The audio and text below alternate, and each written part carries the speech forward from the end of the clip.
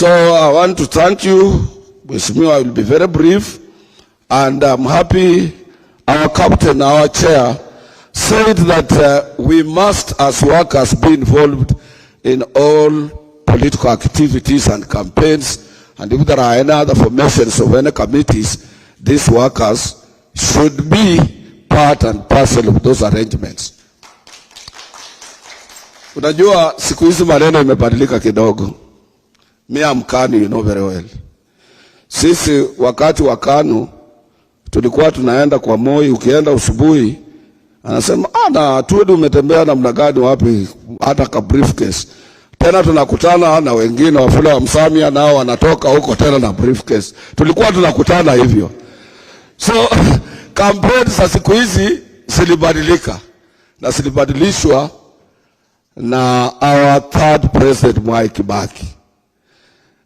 And some people call me, you are a member of deep state. There is nothing like deep state.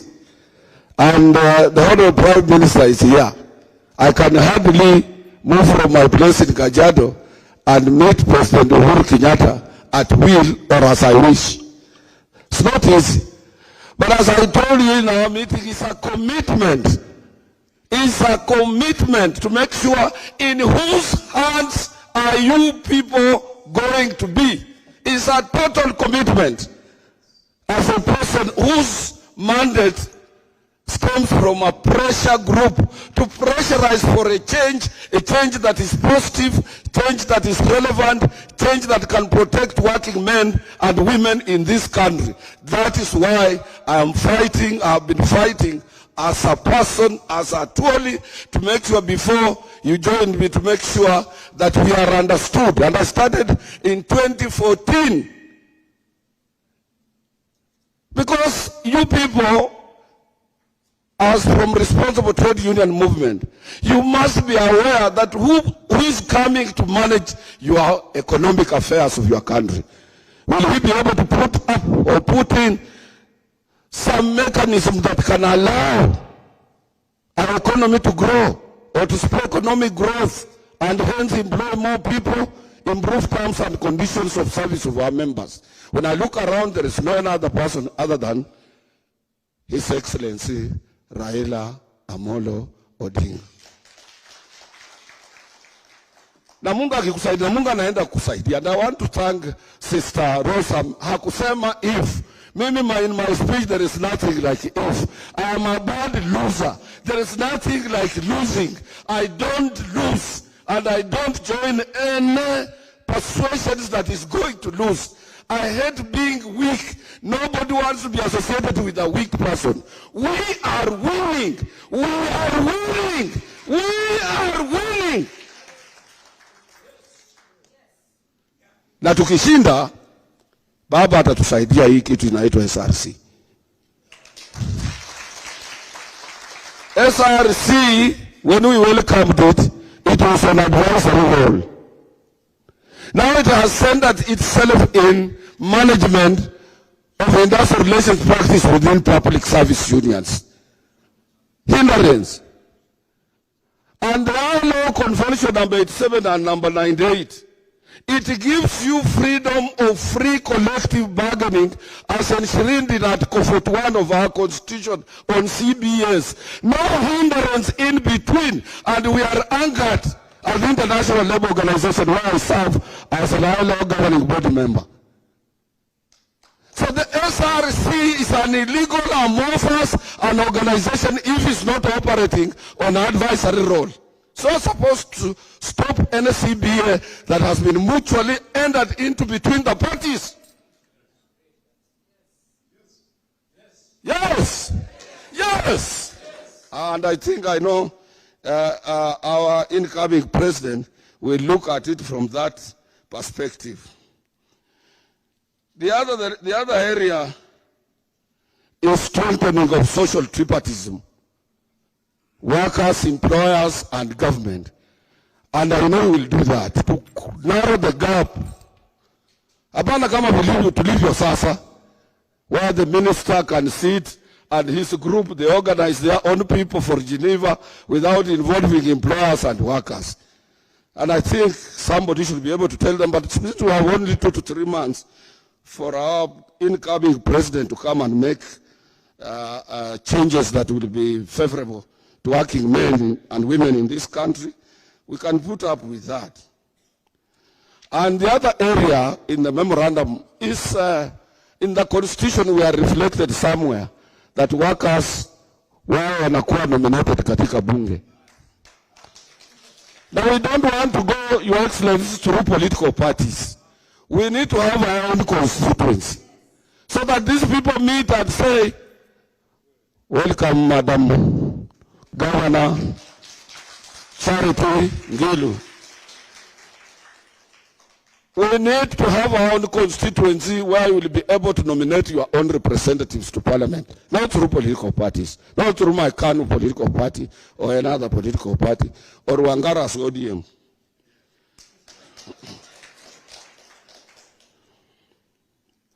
Your Excellency, nataka kukuacha, tumeuliza, sote tumepata tabu juu ya COVID, and we lost a lot of people, including the chairman of my union. We all suffered. Hata sasa nilikuwa nikasirike juu ya mambo ya petrol lining up. But I have been told by my treasurer who has received information from Canada and US right now, even there is a problem, people are lining for petrol in Canada right now. So this is an universal problem, may be caused by, though other may be holding, expecting prices to go up, but they should ease this problem of petrol so that we don't line up for petrol in this country. Mambo ya NSSF na NHIF. Your Excellency, we know people who took money from NHIF. They are working scot-free. And it is obvious. The government made budget allocation of 6 billion Kenya shillings kwenda kwa NHIF to serve our police officers, to cover. That is why we are eagerly waiting for you with your Baba care that will be different from what is happening at NHIF now. Na hiyo pesa ikachukuliwa, na wale waliochukua wanajulikana, na ndio hao wanasema sana mambo ya corruption, and what 6 billion went into the hands of people at NHIF, National Hospital Insurance Fund. NSSF, tumeappoint the lady you have had here, Rosa Mamu. The Minister Chelugui, the Permanent Secretary Engineer Chumo, and other 4 people in the system have refused to gazette her. We have gone to court, we have annulled the business of the NSSF.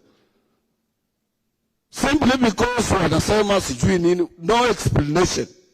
And that is workers' money, which is 120 billion. I was on that board, not any single cent got lost. They want a weak representation on the board so that they can get away with this 120 billion shillings. These workers will not accept that.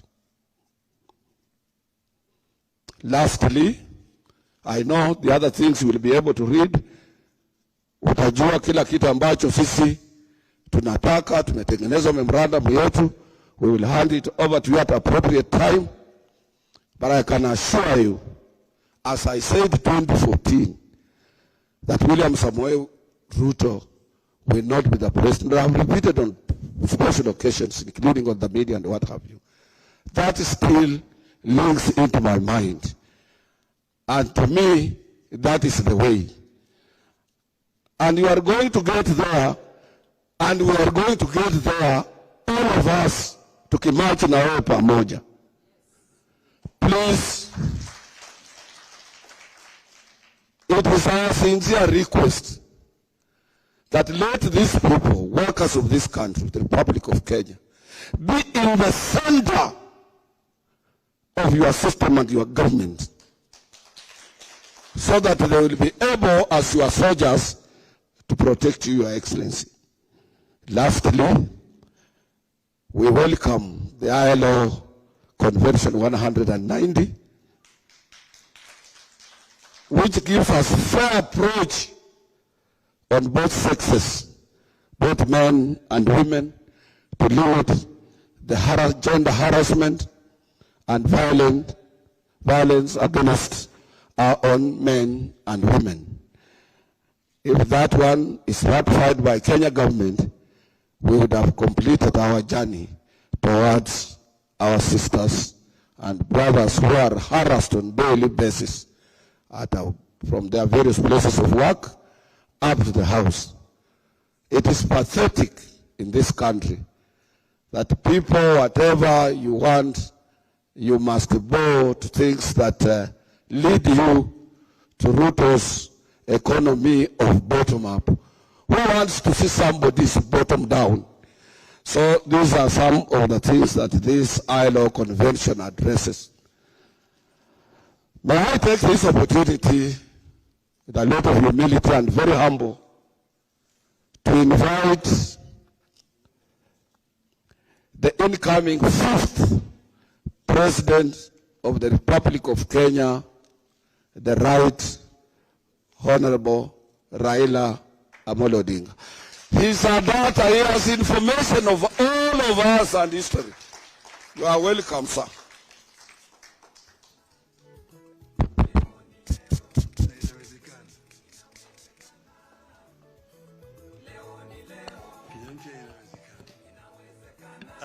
Asante sana, you may be seated.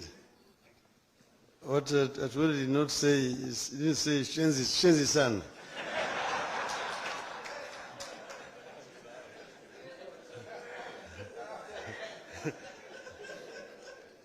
So, Mr. Secretary General, viongozi wa wafanyikazi wote ambao wamefika hapa siku ya leo, hamjambo. Kabla sijasema chochote, unajua niko hapa na wote ambao wamekuja na mimi. Nataka wasalimu nyinyi tu kidogo, alafu mimi nitasema yale machache niko naye. Sawa? Nitaanza kwanza na mwenyekiti wa campaign secretariat ya Azimio, gavana wa Laikipia, Nderitu Murithi. Thank you. Alafu atafuatwa na Professor Nyang'o. Asante sana. The Right Honorable Raila Amolo Odinga, the second Prime Minister of the Republic, and without doubt, the 5th President of the Republic. My colleague, Governor Nyang'o, Daktari Francis Atwoli, Professor Makao, viongozi wa labor movement, hamjambo. Hamjambo tena. Soba. Eserian Pogin. Shokona. Karam. Akam. Mureyaseo. Mureyaseo enge. Muga. Mujipigia makofi, naona Wakenya wote muko hapa. Your Excellency, I will only make 2 points, I think. One is to recognize the amazing role of the labor movement around the world. And I'm glad, as Nadome said, that you, as a labor movement, have taken a view about the future of your country. And that is the way, really, in many countries across Europe and elsewhere. Manake, the labor movement, as you point out, 2.5 million Kenyans. I think when you stand to speak, all of Kenya listens, and I congratulate you for having made the right choice. Mujipigie makofi. And it is not just in driving politics, it is in driving policy. It is in driving policy. Because we say, I think it is a colleague of Professor Nyang'o who teaches political science at Yale, who said that politics without policy is empty. It is rhetoric. And I think when you look in the country, that's what you are seeing. Our colleagues engage in a lot of political rhetoric. But we as Azimio, we are interested in politics with policy inside it. And because the SG mentioned the ILO, if you are a student of history, you will have known this report from 1972 by the ILO about the Kenyan economy that dealt with wages, incomes, and inequality. And the reason they were doing it is because the economy was growing, but it was not creating enough jobs, even as it was growing. And they called it jobless growth. Now, we, as Azimio, we want together to build an economy that is creating jobs, and not just any jobs, meaningful jobs for all Kenyans, well-paying jobs for all Kenyans, jobs based on technology and jobs that are looking to the future.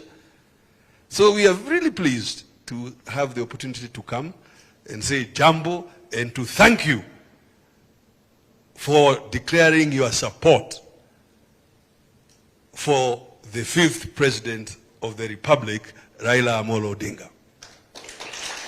So, as to what my neighbor asked about your involvement in the campaign, I welcome it, and I think after Mkubwa speaks, we shall sit to agree na kupanga so that we campaign in every corner of the Republic and make sure that we elect the 5th President of the Republic. And now allow me to invite my colleague, Governor of Kisumu, Professor Anyang' Nyong'o. Karibu sana.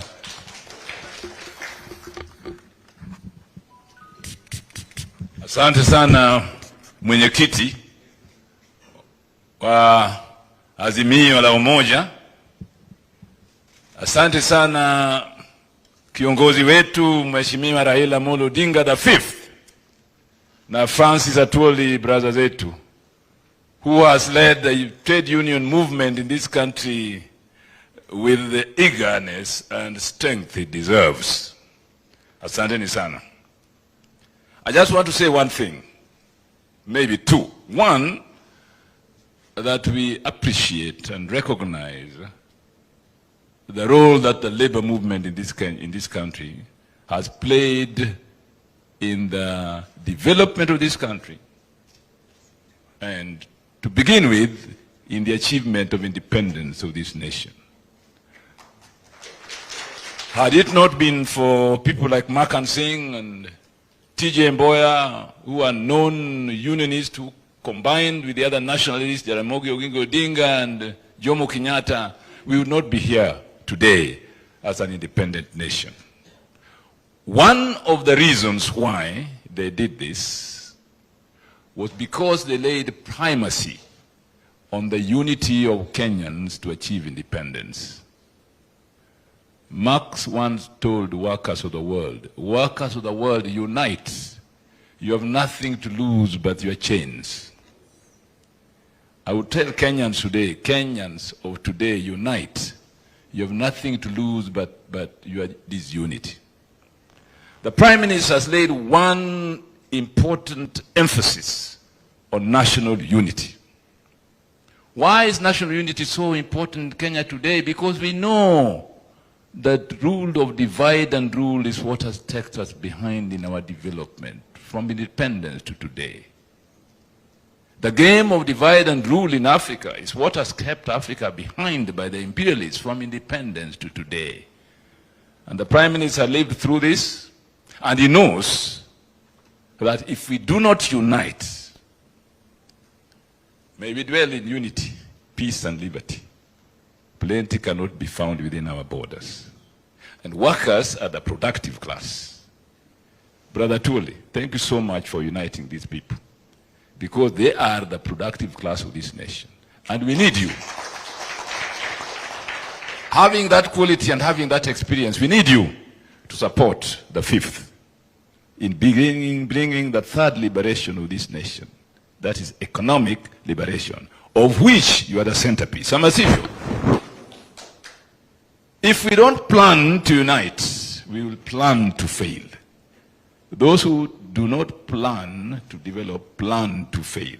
And therefore today, as a former Minister for Planning and National Development, I want to call upon you. Let us plan to succeed by supporting the fifth in bringing to this nation the third liberation, which is the economic liberation of Kenyans as a whole, bila ubaguzi wala ukabila. Sawa sawa? Inawezekana? Asanteni sana. Let me take this opportunity, therefore, to invite my party leader, the Honorable Raila Amolo Odinga, the fifth President of the Republic of Kenya. Makofi kwake.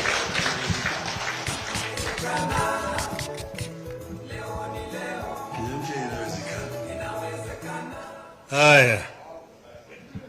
Now he's inviting me, yes, I'm the one who invited him. To come to talk to you guys. But then, I know, this meeting should have taken place earlier.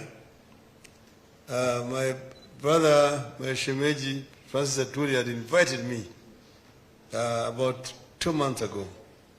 But because of other commitments, you have kept on postponing. Until last week he said, this one is now cast in stone. Tuesday, the 12th, he must come to talk to the workers. And today we are here. Asanteni sana. So Anasweli wasema ati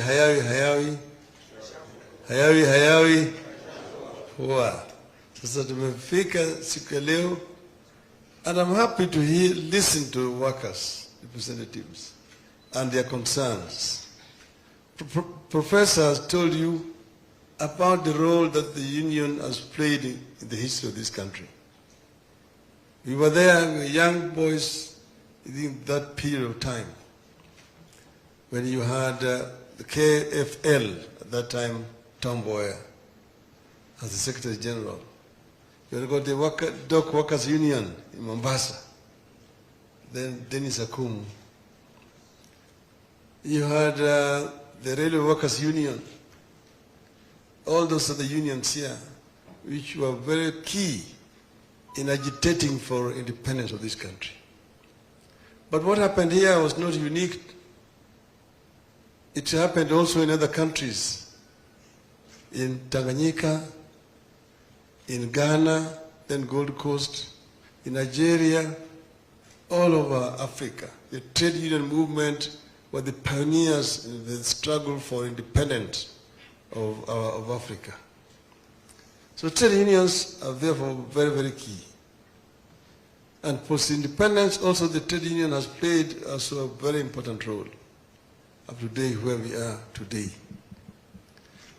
But then it is global, all over the place. You go to Britain, you'll see the role that the Trade Union Congress has played, United States, and so on. Peter has told you about what Karl Marx said, that workers of the world, unite. You have nothing to lose but your chains. This is important, that you unite, because otherwise you will be chained permanently. This is because the society here was evolving from a pre-industrial society, which was basically feudal, to industrial revolution that came, and formal employment then came with it. Now you had got the aristocrats who were owning the means of production, and themselves therefore determining how much a worker was going to be paid. There was a lot of exploitation of the working class in that period of time, until the unions grew up, came up, and people were able to agitate for better conditions of employment and living. So this is a historical process that has taken place across board up to where we are today. And now we now have a formal structure. You've got a tripartite arrangement. You've got the workers, you've got then the government, and then you've got the employers. There, a formal arrangement, how you engage and how you negotiate so that you don't have a situation where there's too much exploitation. Companies are reporting big profits, billions and billions of shillings, yet they are grumbling about paying peanuts to workers. This is something that should not be happening. But most of the time, those who own the companies, who own shares, would like to maximize their profits. And that's why it is important to have a union that will ensure also that workers don't lose out in this. But what kind of society do you want to create? When they were fighting for independence, remember very well, they were saying that we want Mzungu to leave, Mwafrika take over, so that we can be able to confront three major enemies of our people: ignorance, poverty, and disease. Those are the enemies which were identified at that time. Ugonjwa, ujinga, na umaskini. But then where are we today? 58 years down the road, those major enemies are still just there. They're still there. Some of them have even grown stronger in terms of poverty. We have done something about literacy, but not where we should be. But poverty is still there in our country today. So how do you deal with this? We must create a society, a condition that will enable our people to create wealth. This is very important. You see, in our national anthem, first stanza says, God bless this land of ours. Justice be our shield and defender. We dwell in unity, peace and liberty. Plenty be found within our borders. Final, plenty be found within our borders. That plenty was not going to drop like manna from heaven. It was going to be created through the sweat and toil of the people of Kenya. So we must create a conditions through which people of Kenya can create that wealth. Enable the people of Kenya to create that wealth. How do you do it? Empower them. But through education, see, then after that education, conditions of employment where they can be able to create wealth. Create wealth. This is what has been missing. This is where we have failed. And this is where we want now to run with supersonic speed. To create conditions, first we talked about education, and we've said that every child born in our country will get an opportunity to acquire quality education from nursery, primary, secondary, tertiary, up to university education. And when they finish their education, they're qualified, they should be able to access jobs. The jobs where they can be able to earn proper, decent salaries, to enable them to have upward social mobility, to change their socio-economic status, and also be able to support their parents. This is very important. And those who want to do business should also have an opportunity to access capital so that they can begin to start up their own businesses and have an opportunity to grow those businesses so that instead of becoming employers, they can become, employees, they can become employers. This is another thing that is important. Then, in terms of health, we were talking about creating a condition where people can be able to access health services when they are sick. You're talking about availability accessibility and affordability. The people. That's where you come up with what you call Baba Care. Baba Care. So in terms of employment, you need to give people opportunities. In other words, you allow the private sector to grow. Private sector must be able to grow so that it can create more employment. Because people are sometimes looking at public sector. Public sector. Sisi hatuna permanent secretaries, sisi hatuna ambassadors, sisi hatuna directors, parastatals na kadhalika. I tell them public sector employment is so limited. The entire public service, that is all civil servants, the police, the military, the county government, employ a total of about 700,000 people. 700,000 people are the ones that the public sector is employing. And those positions are not vacant. They are all occupied. Vacancies only occur when somebody dies or somebody retires.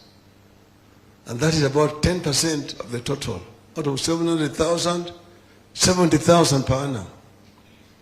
But every year, we churn into the labor market about 1 million people. Those leaving schools at primary, at secondary, at colleges, at universities. About 1 million people. If those people were chasing 70,000 jobs, where would they be? So the solution is to ensure that the private sector grows and creates more employment. This is the most important thing.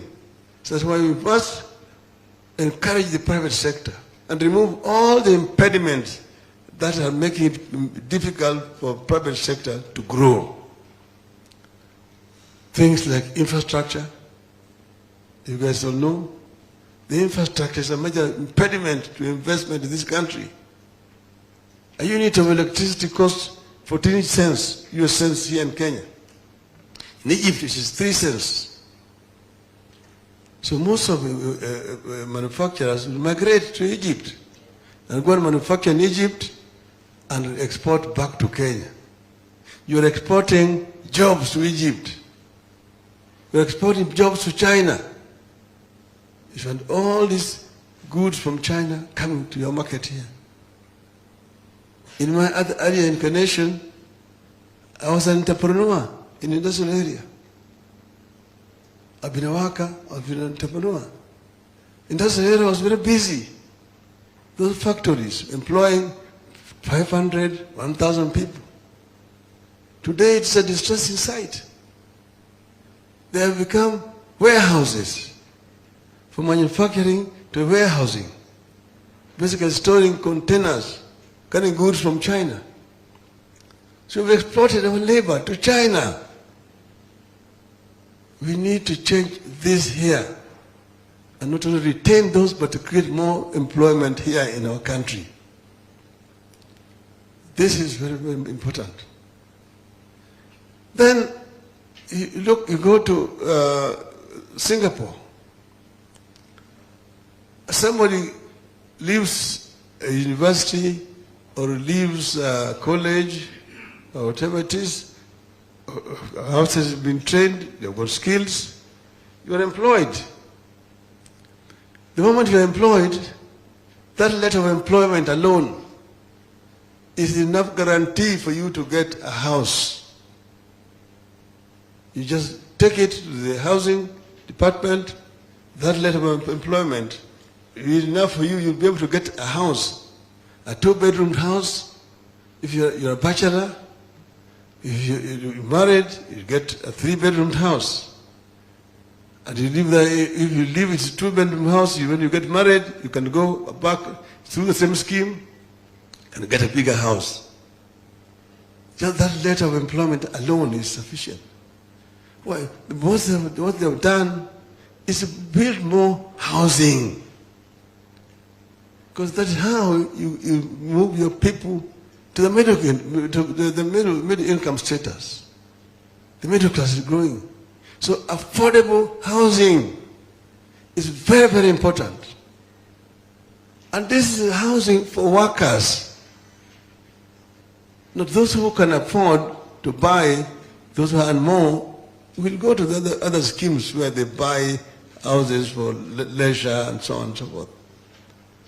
But basic housing, affordable housing, and this is something that was not properly understood when the Jubilee government wanted to introduce it. Housing levy. That housing levy is actually meant for workers, for the low-income people. That's why it's called low-income housing. And if you do that, you'll be able to actually create more wealth down there and more and change the status of the workers down there. So this is something that actually should have been promoted by the trade union. Cotu is the one who should be leading this process. I have a discussion with my brother there, and this is now a work in progress. It's an issue that we needed yesterday. When you get there, we'll roll it out with the concurrence of Cotu, and we'll ensure that UIM members are the major beneficiaries of that scheme. We will ensure, of course, Madam talked about zero tolerance to harassment, not only on women, but men. That goes without question. Zero tolerance to any form of harassment or any form of violence against any Kenyan citizen. You know that violence at work has been prevalent a lot. And this is something that we really want to bring to an end. And also gender-based violence is also been on the increase in our country. Something that we cannot tolerate. And you have situations where when women go to report violence against them at the police station, the police are just laughing at them. Ati mimi nilikuwa nimeshikwa na huyo jamaa, anasema wewe unimfanyia nini? Wanacheka tu. Those kind of things we must change. And we'll digitize crime reporting so that women do not have to go to a police station to be harassed by men there. Okay? We will, of course, the issue of representation on the board of NSSF, that should be automatic, because that is workers' money. You don't have to negotiate with anybody. That is a worker's right. The workers have got a right to go and they'll be there to ensure that their money is not misused or misappropriated by people who have no interest of workers at heart. So there are issues that we sit down and discuss with workers. Because workers are the wealth creators. That's where wealth is created. That's where the rubber meets the road. So we will basically, it will be a relationship of constant dialogue and engagement, because what we really want to do is to achieve the Kenyan dream, which I've mentioned to you. The Kenyan dream is in our national anthem. A prosperous country. Plenty is found within our borders. In the Bible, the country where the plenty is found is called? Sio Raila linasema. Iko kwa Biblia. That's the Canaan I said I was going to take the people to. Because it's there that plenty be found within our borders. So we will deal with issues of want in our society, a country which is caring, which ensures that there's no excessive exploitation of the people, but also we don't just want to be crumbling here for the smaller piece of bread.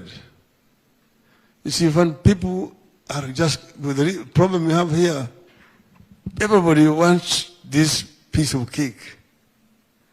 But nobody is talking about how to grow this cake. They're all more concerned about how to eat it. And people are cutting each other with the knives here. Talk about the way mitosha waje ningie. Nobody is talking how to make the cake bigger. Us here in Azimio, we are talking about growing the cake. Make it bigger so everybody can have something to eat. Tusiwe tu hapa ati wewe ulikula jana, leo sisi siku yako kukula, wewe lala njaa, mimi nipate kukula. Everybody must have a square meal on a daily basis. And it can be done if we agree that we will work together very hard to grow this cake. And if we grow this cake, everybody will be happy. All our workers will be happy. Because everybody will know they have got a shelter. Nobody is living without a shelter. And if you go and look at those workers in Singapore, in Malaysia, even in Korea, and so on, look at how they have been able to transform their country. South Korea was equivalent to Kenya in 1963, economically. The GDP of South Korea and Kenya was the same. The population of South Korea and Kenya was the same. The level of literacy was the same. The per capita income was the same. Major economic indicators, Korea and Kenya, the same. Now, 58 years down the road, Korea's economy is 50 times bigger than that of Kenya. 50 times bigger than that of Kenya. When I was Minister for Roads, I went to Korea to ask for a loan to buy construction equipment. They gave me 50 million dollars loan. And I got equipment from there. The excavators, the graders, the compactors, the tippers, all those major road moving machinery I got from South Korea to here. I took them to various districts in the country. They are all manufactured in South Korea. Samsung, you have here Samsung. LG, Hyundai, Daewoo are all manufactured in South Korea. Here you're still struggling to manufacture a needle. See? So we must think out of the box as a country. We must compare ourselves, benchmark ourselves with other countries and ask, what did they get right which we got wrong in Kenya? If we do that, then we'll be able to change our country. If you don't, another 50 years down the road, you will still be here. Talking about ignorance, poverty, and disease. I just want us to begin a new journey from the 9th of August this year. And when we start, we will be constantly consulting. But we begin by actually putting the structures in place. And you will see after 100 days, 100 days of Baba's government will show you exactly what Baba's government is going to do in the next 5 years. Asanteni sana, Mungu awabariki.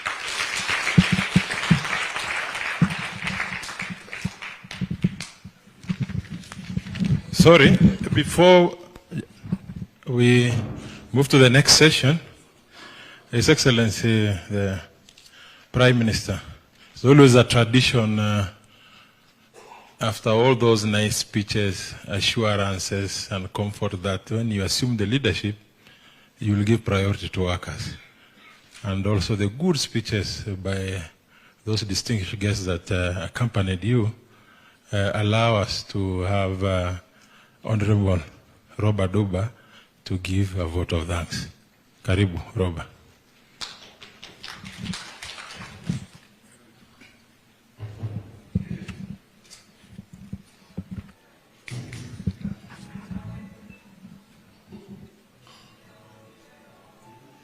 The Right Honorable Raila and the guests accompanying you, and my fellow brothers and secretaries and other guests. I am very grateful that it is very hard to be able to say one of the things before the distinguished guests and to give about all that. Basically,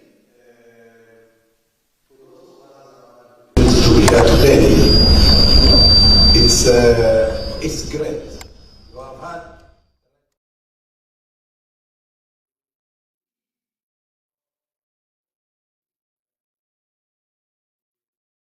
it's amazing. It's not touched on anybody. All this parroting outside there is not part of his subject. That just shows you the difference in seriousness of the person in whose hands you want to let your affairs be dealt with. I leave it to you because you have had it. You have seen him. If he has sense, if he has the energy, if he has the passion for this country. I have followed him for a long time since I was young. In one of his campaigns he said, I don't know that is 2007 or 2013, there are three things which you must appreciate in me. These were his words. First, for this job to lead this country, I am able. Bank on that ability to do so. Second, I have the history. You know it. We all know it. He sacrificed his life. He put his life on the line. Who doesn't know? And let me tell you, it should pain you, and it pains me, when the person who has little content walk on the street and say he's a project of somebody. You tell Raila Amolo Odinga shamelessly, and you say he's somebody's project. Surely, for God's sake, the gods are looking and they are listening. The gods will punish you. Be careful. Be careful. You know, you must at least talk to your conscience, even in the course of campaign. Najua kwetu tunasema where I come from, hata wakati ikiwa ngumu namna gani, na huko kwetu kuna vita ya shifta, unapigwa na shifta, unatoroka kabisa, the bullets are raining on you. That is the highest moment of a scare in your life. Wanasema hata wakati huo usijiharie, kwa sababu ukifanya hivyo, people are very good at recording such kind of history. Hiyo pahali na hiyo tarehe hawatasahau. Wanasema wewe mtoto wako alizaliwa lini? Siku ile nani alijiharia? Unakumbuka wewe? It will be used as a date for reference. And I want those who are looking for power now, opposing his candidature as a president. First of all, I consider it, somebody said the other day, it is Nelson Mandela moment. I believe it.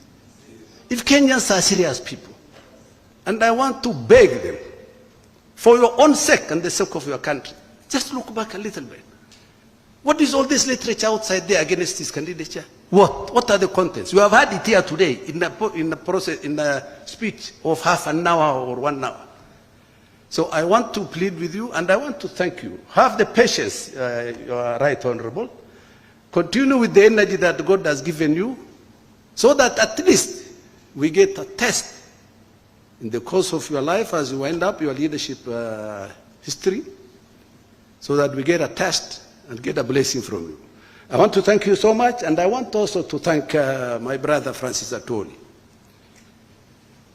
Kama si kelele ya huyu mzee, particularly the labor movement, there's nothing there. Na nilimwambia also, where I come from, you know the thing a thief is supposed to fear ni kelele. Ukiona mtu anaiba, atatoroka. Ataki bunduki. Just tell them you are aware. Hey, kuna mtu hapa. And that's what he has been doing. He doesn't have any other power. The power to speak for the people and for the country generally. And I told him many times, don't keep quiet, because you keep quiet will perish. Kabisa, particularly labor movement. And I want to thank him so much. That persistence, that consistency of points and spirit. I want to thank you so much. Professor Nyang Nyong is the altar of, at which the reasoning power in economics and so on is placed for our country. Sometimes people talk on TV for 3 months. He comes once, appears on nation TV, something, and clears all those. How he does it, I don't know. But I appreciate how he does it, with facts and figures. My governor, Muridi, you are another one. I was in UDF together with you. UDF. He was opposed to positions taken by, so-called the home front. Even today, he is known to take the bull by the horn. This is how you find your place in history. Don't give up, don't fear, don't relent, don't blink. Because that's what life is. That will be your contribution. I want to thank the General Secretaries for having taken this position. And I am sure you'll yield these fruits. The other party, when somebody comes to me, compare this literature today we got here, 10 minutes ago, from the Right Honorable, and compare the talk out there, whose main concern is about something being upside down. God save us. If I have room to make a vaccine in Kenya, and it was possible, there is one that we should do. And that is vaccine against accepting lies. If that can happen, Kenya will be safe for a long time and many years to come. Thank you so much. God bless you and Mungu abariki. Asante. Thank you very much, Honorable. We wish you all the best. I think with that kind of speech, the Mayale people should see that you deserve that particular position. In fact, when you talked about Sisi Bunduki Atuski, it is true, Honorable Prime Minister. You know where I come from? There was a time, and I know the moment you take over the leadership, you will bring this to a stop. In Baragoi, Your Excellency, for you to sleep at night, you must first hear gunfire. Because if you sleep mapema, you will still hear gunfire and you will be awoken by the gunfire. So to us, the gunfire is a lullaby kind of. That is in Kenya. We are optimistic. Tuko na imani, those of us who are campaigning for you, we are telling people that once you take over the leadership of this country, gunfire will not be lullaby again in that part of the country. Now, all these that we've discussed, the memorandum that our SG took us through, we just did some brief. We want to have a small ceremony so that it is in the public domain. It was not just hot air. This particular document that we all did collectively will now have to formally hand over this particular document to His Excellency, the Prime Minister. Please, the media, tupige makofi. Come. Mketi chini, media wapige. Mketi chini tafadhali.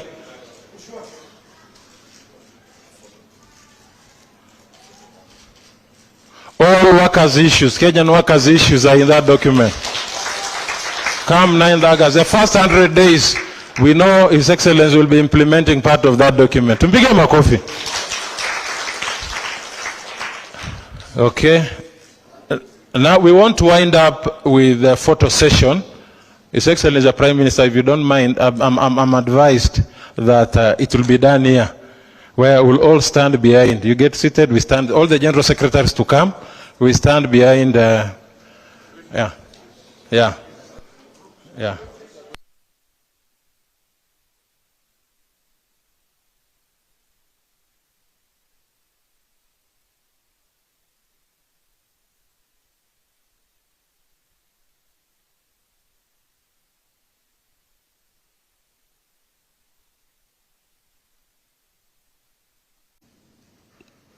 So I want to thank you. Mheshimiwa, I will be very brief, and I'm happy our captain, our chair, said that we must, as workers, be involved in all political activities and campaigns, and if there are any other formations of any committees, these workers should be part and parcel of those arrangements. Unajua siku hizi maneno imebadilika kidogo. Me am KANU, you know very well. Sisi wakati wa KANU tulikuwa tunaenda kwa Moi, ukienda usubuhi anasema na Atwoli umetembea namna gani wapi, hata ka briefcase. Tena tunakutana na wengine wafula wa Msamia nao wanatoka huko tena na briefcase. Tulikuwa tunakutana hivyo. So campaign za siku hizi zilibadilika na zilibadilishwa na our third president Mwai Kibaki. And some people call me, you are a member of deep state. There is nothing like deep state. And the Honorable Prime Minister is here. I can hardly move from my place in Kajiado and meet President Uhuru Kenyatta at will or as I wish. It's not easy. But as I told you in our meeting, it's a commitment. It's a commitment to make sure in whose hands are you people going to be. It's a total commitment. As a person whose mandate stems from a pressure group to pressurize for a change that is positive, change that is relevant, change that can protect working men and women in this country. That is why I am fighting, I have been fighting as a person, as a Atwoli, to make sure before you joined me, to make sure that we are understood. And I started in 2014 because you people, as from responsible trade union movement, you must be aware that who is coming to manage your economic affairs of your country. Will we be able to put up or put in some mechanism that can allow our economy to grow or to spur economic growth and hence employ more people, improve terms and conditions of service of our members? When I look around, there is no other person other than His Excellency Raila Amolo Odinga. Na Mungu akikusaidia, Mungu anaenda kusaidia. And I want to thank Sister Rosa. Hakusema if. Maybe in my speech there is nothing like if. I am a bad loser. There is nothing like losing. I don't lose. And I don't join any persuasions that is going to lose. I hate being weak. Nobody wants to be associated with a weak person. We are winning. We are winning. We are winning. Na tukishinda, Baba atatusaidia hii kitu inaitwa SRC. SRC, when we welcomed it, it was an advisory role. Now it has centered itself in management of industrial relations practice within public service unions. Hindrance. And the law convention number 87 and number 98, it gives you freedom of free collective bargaining as enshrined in Article 41 of our Constitution on CBS. No hindrance in between, and we are anchored at the International Labour Organization where I serve as an ILO governing body member. So the SRC is an illegal, amorphous, an organization if it's not operating on an advisory role. So it's supposed to stop any CBA that has been mutually entered into between the parties. Yes. Yes. And I think I know our incoming president will look at it from that perspective. The other area is strengthening of social tripartism. Workers, employers, and government. And I know we'll do that to narrow the gap. Hapana kama tulivyo sasa, where the minister can sit and his group, they organize their own people for Geneva without involving employers and workers. And I think somebody should be able to tell them, but since we have only 2 to 3 months for our incoming president to come and make changes that will be favorable to working men and women in this country, we can put up with that. And the other area in the memorandum is in the constitution we are reflected somewhere that workers wao wanakuwa nominated katika bunge. Now we don't want to go, Your Excellency, through political parties. We need to have our own constituency so that these people meet and say, welcome, Madam Governor Charity Ngilu. We need to have our own constituency where you will be able to nominate your own representatives to parliament, not through political parties, not through my Kanu political party or another political party, or Wangara's ODM.